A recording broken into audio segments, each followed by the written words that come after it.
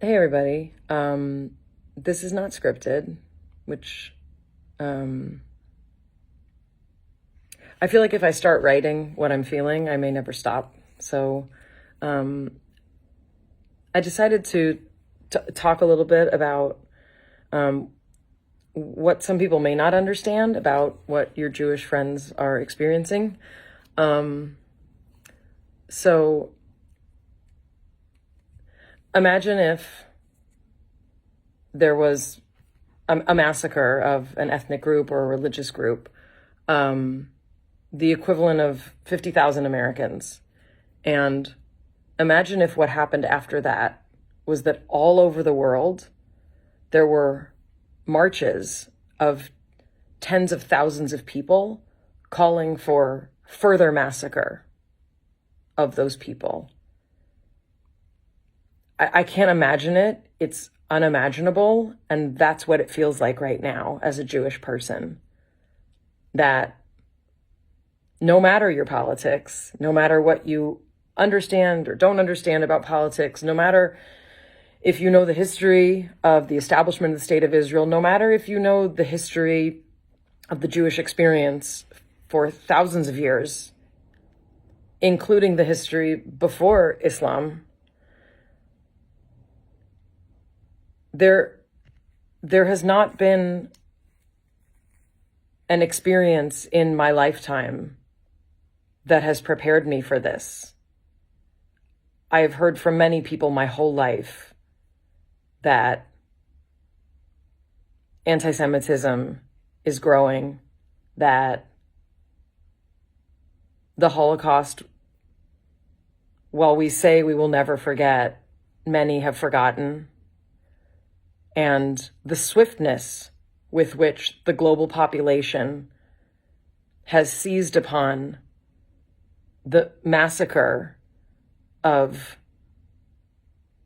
Jewish civilians living inside of a border, the swiftness with which the world has stepped up to redefine terrorism, to redefine statehood, to redefine the right of a people to exist. Nothing has prepared me or any of us for this.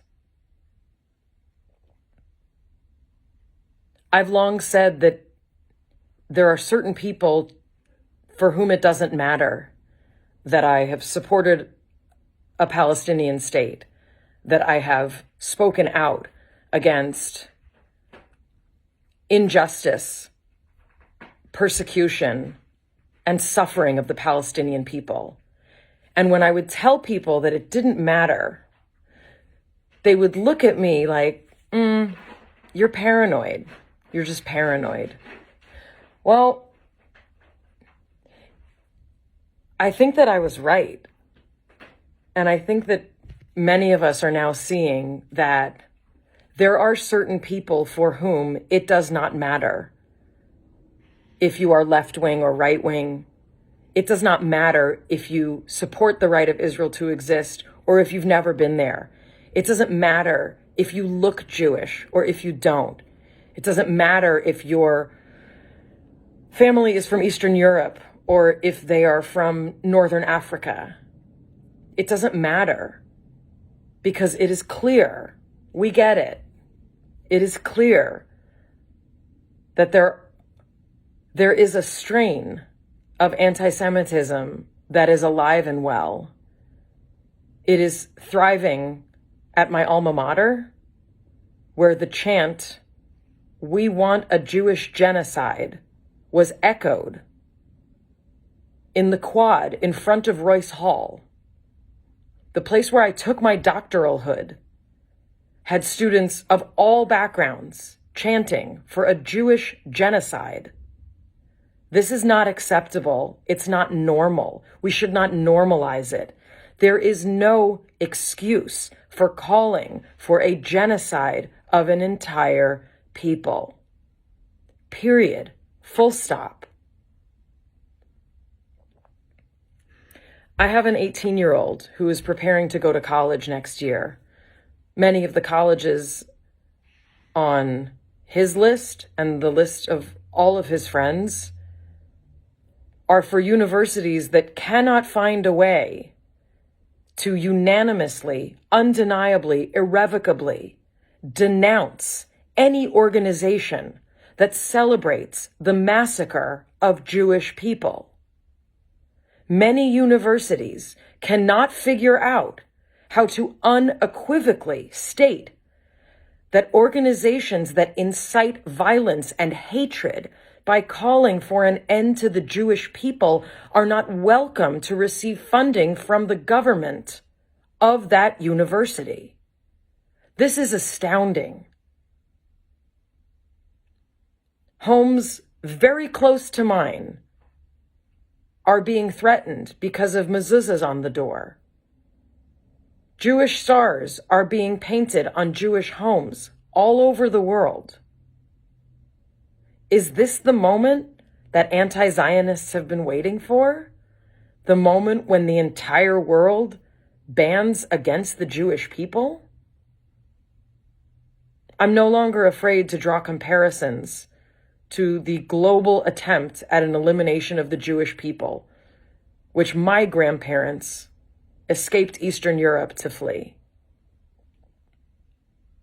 I'm grateful to those who have been able to see clearly, and I'm very disappointed. I'm disappointed in many institutions I have always held sacred, and the lack of humanity is devastating. The notion that this is a comeuppance for the Jewish people, that's what you get. What did you think decolonialism would look like? I did not think it looked like decapitated babies and disemboweled humans and raped women being paraded around the streets while thousands cheer. And I didn't think it looked like tens of thousands of people marching in solidarity with the actions of a terrorist organization whose sole purpose is to eliminate not the Jewish state, but the Jewish people.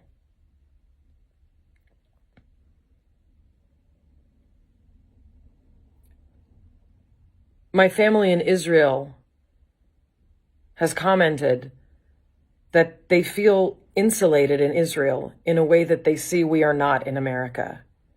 It's true. I've always believed that Israel was my homeland, and now I understand it more deeply than ever before. I am a stranger in a strange land here. And it took October 7th for so many of us to see that. I'm scared to send my child to school events right now. I'm scared to think about what he will meet when he goes to college.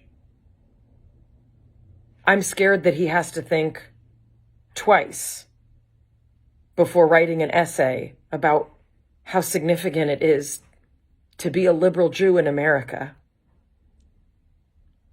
and all of the things that we have fought for the dignity of other groups,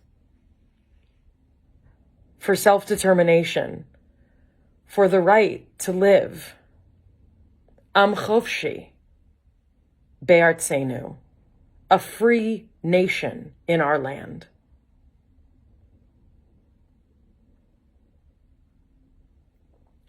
I won't apologize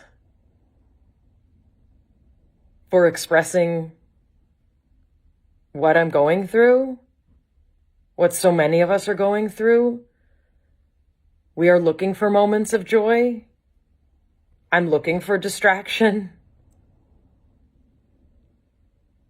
But it feels like a nightmare that we cannot wake up from right now. For those of you who support the Jewish people, for those of you who support decency and compassion and love and the hope of peace. Thank you.